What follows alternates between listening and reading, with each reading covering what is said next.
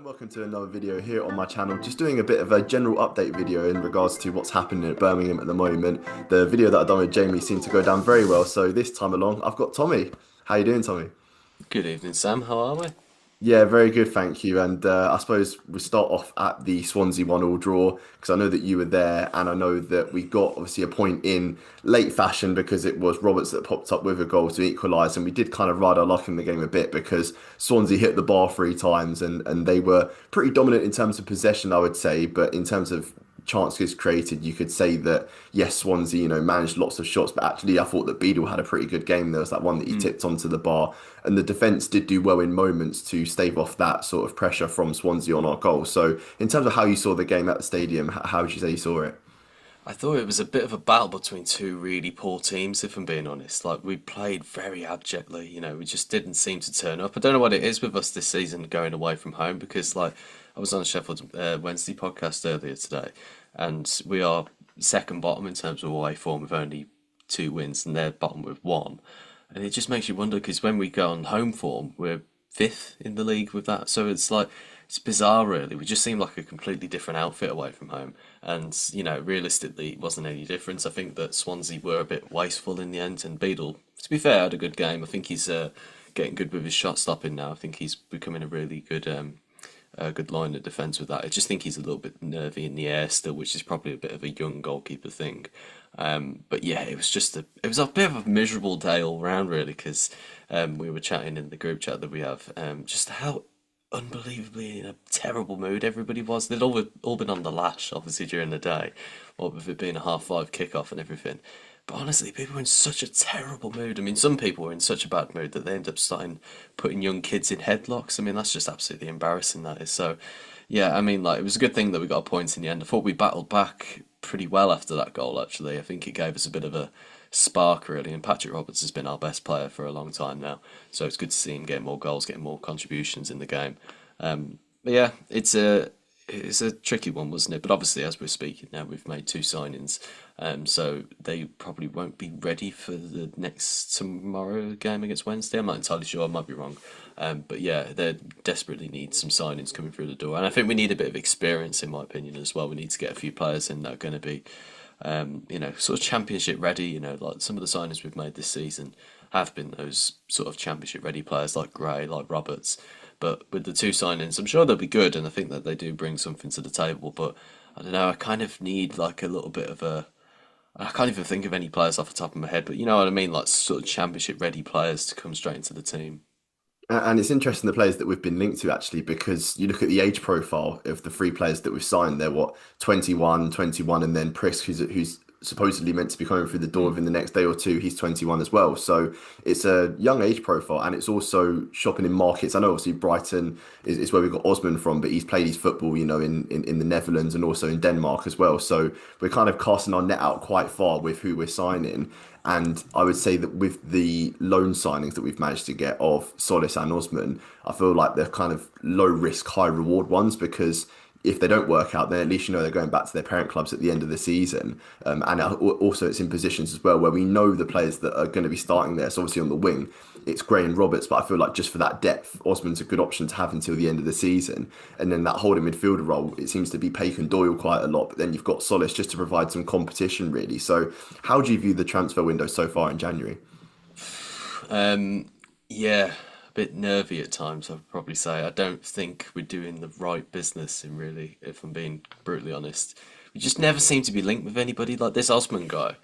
I mean, he probably was, you know, rumored around on Twitter or stuff like that, but there's never anything that gets moving. I mean, we're halfway through the month now, and I'm sure it'd be a good addition, but even still, it's like, there seems to be a bit bench filler type of material. We don't seem to have players that are going to really come in, and he might be, but like it doesn't look like he's going to come straight in, does it? It's like, well, he might be good, he might not be, but if we went and got like literally just one player off the top of my head, like Ollie McBurney or someone like that, you'd be like, okay, well, we know what he's about, so we can go straight into the team if he's good. So I don't know, and yeah, I don't know. The recruitment team just needs to really get a good solid fix of what they want now. I don't think they do. It's like from what they're really looking for in terms of like the recruitments, it's like I can't see where a lot of the players are going to really fit in. I understand, like, they could fit well, And like you were just saying about the different positions, I feel like they could find ways of improving them. But I don't know. Wagner's only been the player that really impresses me so far, in terms of the what we've seen. But even then, he had a poor game against Swansea, so it's never consistent, and it hasn't been consistent in terms of the January transfer window for a long time at the Blues as well. We've not had like a really solid one for a while, and I was speaking again earlier about this. We last time we got promoted, and again, it kind of is like different with modern how way modern football's turned in a different way. But in 2009, when we got promoted, we got players who were Premier League ready, like players like Stephen Carr, Lee Bowyer, players that were going to get us over the line and into the Premier League. And I can't see us. I don't know. I don't think we've ever took that mentality on ever again. I feel like we've always just looked to really shore up shop really before like we have any other crises. So yeah, I don't know. I'm not impressed. I've got to be honest. I feel like we need to do more, but yeah, I don't know. I feel like we've left it a bit late again, unfortunately. And with this season, like it could be a thing where we leave kind of our playoff push a bit too late because we find ourselves where we are at the moment in 14th, where we're quite a few points off, and it's not sort of impossible to do it because you saw what Coventry done last season. They were 11 points off going into January, and they managed to make it into the top six then. Mm. But with this season, I heard like your reaction video with your dad and Jack as well, talking about sort of what's the aim now for this season. And your brother said like about kind of giving up on top six hopes and just really just trying to, I guess, focus on each game rather than just a collective goal. And I feel like at this stage of the season, I've not completely given up on the top six, but I know it is going to be a hard ask for us to break into there. Yeah, I mean, like I'm looking at the table now. Preston are on 43. We're on 35. I'd be a bit more confident if every game until the end of the season was at home, but obviously you can't have that, can you? But yeah, I don't know. It's an odd one. We just don't look very confident, do we? I think that's the thing that we've lacked since pretty much like the start of the season. We had like that amazing first game against Ipswich, and then a good couple of games, against Blackburn and Oxford. And after that, it's just disappeared. It's like we've, become like the team that we always were in the Championship. And I get it, the league is more difficult. But even still, like, I'm looking at some of the other teams that were picked to be in the top half of the Championship this season. Like Leicester are 13th, they're only just above us. Southampton are below us. Sheffield United are still below us. West Brom are below us. There, everybody was saying that these teams were going to have good seasons and everything. I just think that a lot of the other teams, like Millwall, like Hull, like Preston, they've just got it right in terms of the way that they've approached it. They've gone and looked at players who are going to get them results, who are going to get them the performances to keep them up towards the top of the Championship, and like that's exactly what they've done. And I feel like too many teams are starting to overthink what they need to do. It's like we've gone and tried to look for like specific players and try to scout them. I mean, like we've had like this big data overhaul, I think it is, with certain players that we're looking into and that, which could all work to be fair, but football's very unpredictable in that way, and like when certain teams just buy like Hull, for example, they've just bought players like Ollie McBurney and Championship ready players. Like they've got a better chance, haven't they? And I feel like that's what we've done this season, just overcomplicated things, and you can see it on the pitch as well. Like there was moments in the Swansea game the other day where like passing it round, it's just like what's going to happen. We're trying to make things too tactical, and then the goal we got was just a bit of a scrap, and then Roberts just axed it into the back of the net, and then we're suddenly back into it. So yeah, I don't know. Maybe it's a bit of a learner season, a bit of a curveball season, which I'm not actually too against really. It's just a bit, I don't know, deflating maybe, just when you feel like, oh, we could be in the Premier League this season. But yeah, I don't know. I'd be unbelievably amazed if we got relegated now because I can't see that happening. I think there's too many poorer teams in the league. So I don't know. Maybe it's like a mid-table finish this season. Just see how the last few games go, like Jack said, which wouldn't be a bad approach, really. To be honest, if we went into those last few games, we still got to play Wrexham as well. No doubt, if they're still up by where they are, they'll be pushing for the playoffs as well. So it'd be great to derail them as well. So yeah, I think that's just the way we've got to approach the last few games of the season now, and just kind of, I don't know, maybe take a hit to our ego to think that we're not as great as we think we are. That's true. And I suppose with the FA Cup coming around the corner as well, you've got the Leeds game. And what are your thoughts on that fixture being announced as a Sunday 12 o'clock? Oh, don't even get me started, honestly. We live up north for anybody that doesn't know. So travelling down for 12 o'clock kickoffs is going to be absolutely murder. Absolute murder. Yeah, I don't know. I feel quite confident about the game itself. Not looking forward to getting up at about well, probably about 9 o'clock and heading on the road for about that point, so that's gonna be hard. But yeah, I don't know. I feel quite confident with that one. It's a one hit. I feel like we're getting better at sort of cup final fixtures, if that makes sense to people listening. It's kind of like one-offs, really. I think Davis is starting to get the hang of it a little bit more now. Probably best example being the Coventry game a few weeks ago. Everybody was, sort of muttering under their breath, "Oh, is it Davis's last game if he loses and everything?" And he pulls the team out and plays a really good standard of football. Getting on the break and everything, absorbing a bit of pressure, getting goals and that. I'm thinking, yeah, I feel like we're actually getting there now. It's just when we resort to type, and I feel like the FA Cup actually could bring that out of us a little bit, and particularly against the Leeds team, a Premier League side. They'll be good, and I think we'll give it a real go. So I feel like we've got a better chance of beating them than we did with Newcastle last season, and we're a better team than we were last season as well. So I feel like if we play to the same standards that we did against Newcastle, really get at them. It'll be on the telly as well. It's on TNT. Like the exposure's there again. And if we win this time, then people will be like, "Well, Birmingham have beaten Leeds. It's a good result for them." That is. Like if we'd have beaten Newcastle last season, which we very nearly did, like that would have been like monumental. But obviously, past in the past now. But like you could look at this game and think, if we beat Leeds here, we're into the fifth round of the cup, which is something we haven't done in a very long time as well. That is. So yeah, I just think Jack's kind of right in that way, even though he's a bit miserable every now and then. But even still, he's like, if you do treat every game until the last day of the season now as a bit of a cup final, you never know where you could end up. I mean, like I hate using this example, but Villa, when they got promoted in 2019, they were about the same position as we were, maybe just a bit before this sort of time. But like they went on an incredible run towards the end of the season. Just won like I think they won like 10 out of 12 games or something, and just they snuck into fifth, got promoted. It is still possible. It seems unlikely, but if you do kind of treat those games as like cup finals and just focus on the results, not the performance and not the style of football, then who knows what can happen. But I can't see that happening this season. I feel like we've lost a bit of steam now. I think we've run out of. I think we've lost our confidence now, which is a bit of a shame. But that's the championship as well. It is hard and degrading sometimes. Because I don't feel like we've gone on a proper run this season of like unbeaten games. It's been sort of good performance and then followed up by one that's like subpar. But with the next three fixtures coming up, so in the league, it's Sheffield Wednesday away, Stoke at home, and Oxford United away. So from those three games, like up until the end of January, how many points do you reckon we can pick up from those three? Well, if I'm being brutally honest, I actually think we should pick up nine, if I'm being really honest, because there is no way that these teams we should be losing to realistically, because Sheffield Wednesday, they haven't won a game at home since September of last year or something like that. I might be wrong, that might even be longer than that. I've just read that vaguely the other day. Stoke are not a great side. They might be higher in the league than us, but they're not a great side. When we played, like me and you went there that day, and they were pretty standard in the way that they played, really. They just absorbed our attack, and then just hit us on the break. I feel like if we did that to them, we could beat them pretty simply as well. And it's at home, we're very good at home. And then Oxford as well. I like Oxford as a team and as a club as well. But they're kind of in the same position, isn't they? So that's to Wednesday, really. Like, they're a good club and they're doing their best to battle away. But realistically, we should be winning that game 100%. So, yeah, I think we should get 9 points, but it's Blues. And I hate using that excuse all the time, but it's a possibility, isn't it? You could go into it thinking we're going to get nine. To be honest, you could come away with it with none, really. That's the weird thing, because Sheffield Wednesday, you can bet your bottom dollar that they're going to be really up for that tomorrow night. They've been absolutely terrible this season, even with the points deduction and how much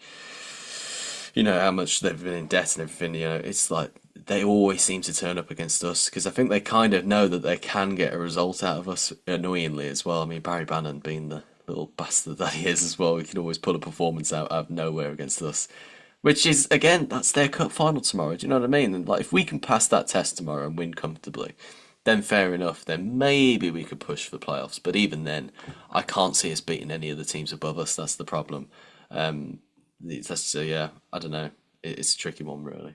And I suppose the form's going to be impacted by transfer market business as well, because we spoke about the players that have come into the club, but also the players, I suppose, that left the club as well. It's worth mentioning that Lyndon Dykes has departed for Charlton, and also Keshi Anderson's had his contract terminated by mutual consent. What do you make of those two movements in the market?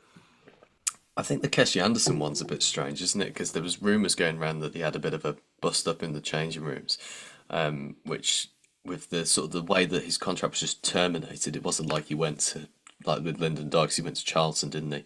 So it's not like that. It was just like he's just gone. So I don't know. It might have been something in that. Of course, nothing confirmed, nothing verified.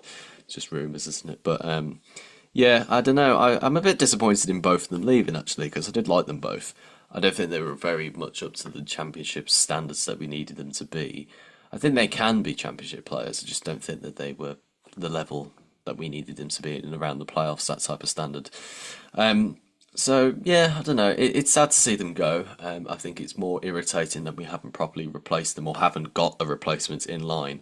I think that's why I'm frustrated with this January window is that we're getting in players as kind of like they don't seem like A choice signings, and that's always been my problem with these transfer windows, is that we've gotten in these couple of players here now, and they just look like B choice signings. They might turn out to be great, they might turn out to be workhorses and everything, which is great, but they don't seem like the recruitment's team's first choice. They look like players they've just gone, shit, we've lost a winger and we've lost a striker.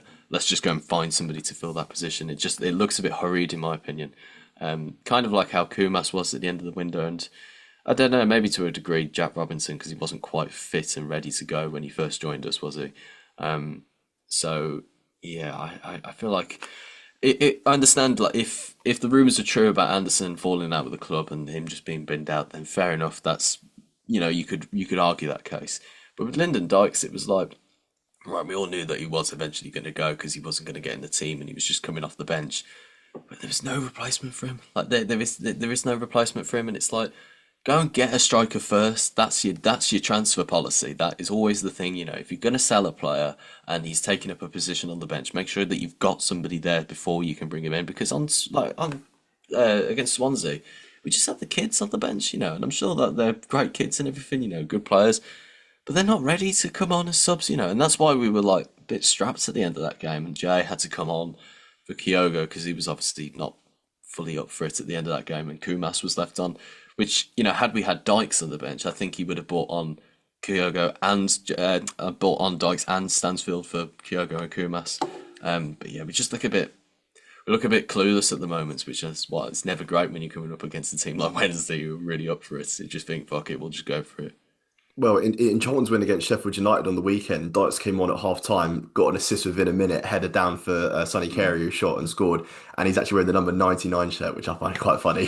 So, straight away making an impact there. And for, I suppose, a striker leaving, there could be one joining imminently. I don't know when the transfer is going to get done. It could be even while this video is being filmed, but August Prisk is someone that we're being linked with heavily. Signed from Djurgårdens in Sweden. He's a Danish striker, valued at around 6 million. That's how much we're paying for him. So with this striker, do you know too much about him? Because for me, as soon as I see us linked to someone, I don't watch compilations. I don't want to fall into that trap. So if you have watched the compilation, what do you think of it, and what impact do you think he can make? No, I agree with your policy, actually. I do not watch compilations because I was talking to a couple of the lads from the BCFC Fanzine podcast, and they were talking about Mara Zarasi back in 2008 when we signed him. And it was like the early days of YouTube, and they were saying that his compilation was like as good as Aguero's. And then as soon as he joined, he was like, he was he was decent, he scored a good couple of goals against City. But after that, he just sort of faded away, really. And I worry with compilations sometimes because they never pick up on the bad moments. They always pick up on the good moments. But I think, interestingly enough, the Osman, the winger we've just signed, I think actually played for I can't remember what team that he managed, but I think it was Feyenoord or someone like that. Yeah, and But his Prisk is dad his dad. yeah, Prisk's dad's managed Osman or something. Yeah, I saw that online as well. That's interesting, yeah. So that could be a potential move. Aside from that, yeah, I don't know. You can never judge players. That's the thing. He might have over 20 goals or how many stats he might have, how many goals, But like, it's not in the championship, that is, and that's different leagues, So he could be tall and aggressive and physical.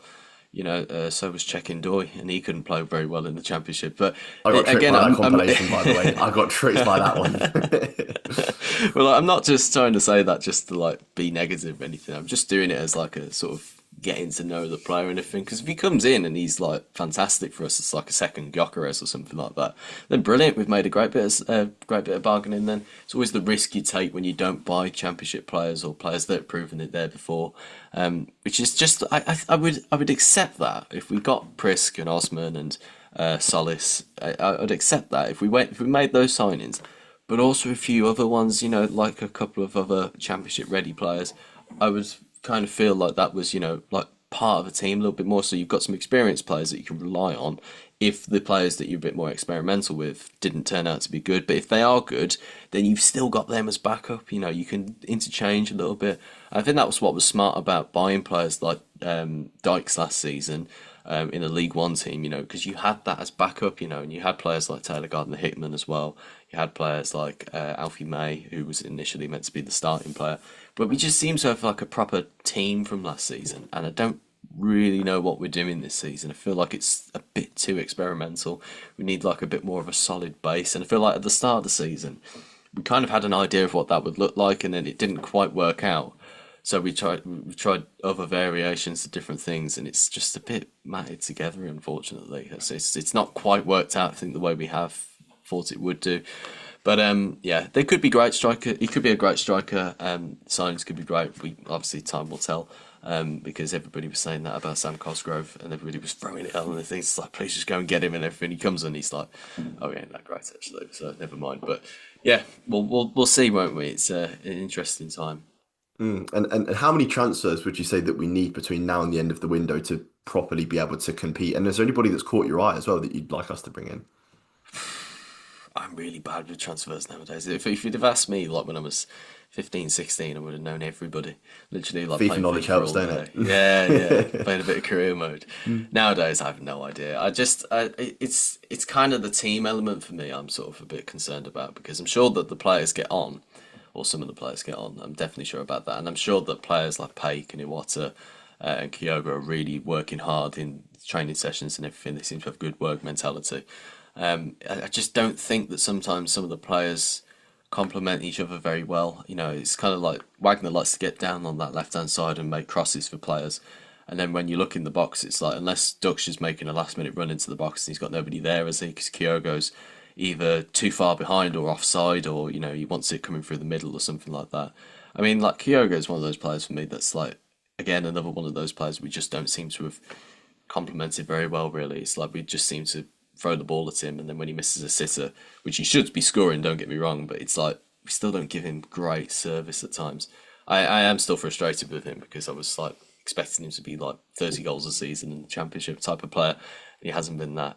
But in terms of like other signings that we need to make, I think we just need to fill the spaces on the pitch, not like sub fillers. That's how I was describing it earlier. It's like they don't they don't look like starters to me, if I'm being honest. They look like players that you bring on later in the game, and I feel like we've had so many of those type of signings in the last few January transfer windows, like Andre Dezelle, Alex Pritchard, those type of players who like all right and everything, but like you bring them on for the last 20 minutes or something like that, it's like they're not going to be serious contenders in the team. They just look like players that are just going to fill the squad up a little bit. I mean, like I actually, to be fair, like I know it won't happen, but like if we went and got Che Adams like that, for example, you would know that he would go straight into the team. It's not like he's going to be experimental. So yeah, I think we need a new striker. I think not a new striker. I think we need a striker to partner with Jay. I think we need another centre back, maybe even another right back, depending on how Laird's going to be after this injury, and if Asai Samuel comes back as good as he is, which I hope he will be because he did well in AFCON. And then it means that Iwata can go back into centre mid, which is obviously he's better there. He's played well at right back, but he definitely needs to play there. That's where he's best. I think we need a actual playmaker as well, somebody who can get some passes away. I think the way I would describe it, actually, because I don't know players like I do anymore, so I would sort of describe them how I used to know them, which is how blokes of the past do, actually, which is making me feel really old. But I would say that we kind of need like a Jack Wilshere type of player, somebody who's got like immense passing, just every little thing you get in straight into him, little balls off and everything, who can move us forward but through the middle of the pitch. Because at the moment, the way we seem to attack is that we sort of have the ball just around in that horseshoe shape around the edge of the box, and we try and find crosses or little sideward passes inwards. And I think Patrick Roberts is a good example of that because he's very good at what he does. He's great dribbler, great with his feet, can find a pass out of just through the eye of a needle and everything. But he's a winger, isn't he? we need one of those through the middle. I think if we had one of those to go off maybe like a Stansfield or a Kyogo or something like that, we've got better chances of scoring then. And I don't think we've really nailed down that attacking 10 role, which I think me and you've talked about before actually. But that sort of position, we don't seem to have like somebody who's like fitted there. It's like he's got that position. I think we all thought it was going to be Williamson at last season. But if I'm being honest, I don't think after sort of watching back the year's review video that we did, I was looking at Williamson and thinking, can't really remember what you've actually done for us in a weird way. I like him and I want to like him as well, but I'm like, for the position that you're meant to be playing and the role you're meant to be doing and everything, I can't really remember what it is you do. It's weird because, again, like I really want to like him and I think he's got something about him, but you can't get involved in the game. There's a lot of players like that at the Blues at the moment. We just seem very unthreatening and non-intimidating. So, did I say? I think I messed that. I think I mixed those words up, but either way, it doesn't matter. Yeah, there's a couple of positions that we need like starters for, like actual players that are going to fit in that team, not players who are going to be like, well, if he's good, then maybe he can come into the team and everything. But it's like, no, no, no, we need players who are already like there. Maybe like a Ross Barkley or someone like that. You know what I mean? Like that type of role. It's a bit of a weird shout, but that kind of thing, really. It's like he could play that role and just get involved in the game. He's a proper starting player then. Chamberlain, Oxlade-Chamberlain could have been that, if we'd have gone and signed him. Could have been a bit of experience, but who knows? It's all in the past now. But yeah, I feel like I've dragged on for ages now, but even still, yeah, that type of player is just going to be like a starter week in, week out. Greg Gardner, if you're listening, take note. But yeah, no, thanks so much for your time, Tommy, and chatting to me and just kind of voicing, I guess, what the Blues fans are thinking at the moment. And I mean, 99% of the people that watch this video would definitely know who you are. So just, yeah, let us know what's happening on your channel coming up because you've got the vlogs and also other bits and bobs you're doing as well. Absolutely. We'll be going to Sheffield Wednesday tomorrow night, hopefully for a win. I was on a Sheffield Wednesday podcast earlier. As my usual positive self talking about the Blues. But no, hopeful for tomorrow. I'll be doing a match reaction with my dad and my brother. Be sure to come comment on those videos, how much Jack is sniffing in those videos and swiping his hair to the left. Yeah, it'll be a good one. The vlog will be out later, probably tomorrow, Wednesday morning, something like that, because it does take a while to edit. But yeah, we've got loads of stuff coming up over the weeks. Me and Sam will be doing lots of other videos in the recent months coming up as well. So yeah, it's going to be interesting into the season. Fingers crossed, if by some miracle we could make a late playoff push as well. You never know. There's always possibilities, isn't there? Exactly. Fingers crossed for that. And thank you so much again for your time, Tommy. And yeah, make sure to stay tuned on this channel for the previews that are coming out, as well as these just general Blues chat. So if you enjoyed this video, feel free to give it a like, comment, share, and subscribe, and keep right on. Good man. Subscribe to Sam.